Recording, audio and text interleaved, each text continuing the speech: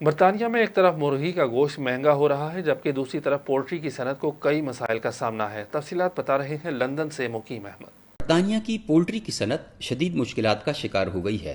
Corona virus کے دوران ضروری اجزاء کی کمی، برطانیہ کی یورپی یونین سے علیحدگی کے بعد کاغذی کارروائی میں اضافے اور یورپی ملازمین کے ملک چھوڑنے نے بہت بڑے مسائل پیدا کر دیے ہیں۔ ان وجوہات کی بنا پر مرغبانی کی پیداوار میں 10% کمی آئی ہے اور ملازموں کی تنخواہوں میں 11% اضافہ ہوا ہے۔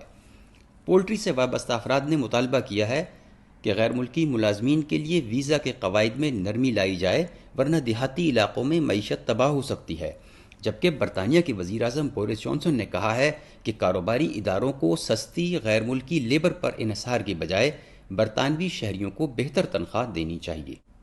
مرغبان حضرات کا کہنا ہے کہ کئی جگہوں پر ملازمین کی تنخواہوں میں 30% تک اضافہ کیا گیا ہے، جس سے مرغی کے گوشت کی قیمتیں بڑھ رہی ہیں اور لامحالہ کم آمدنی والے لوگ سب سے زیادہ متاثر ہوں گے۔ مقیم احمد، سٹی نیوز، لندن۔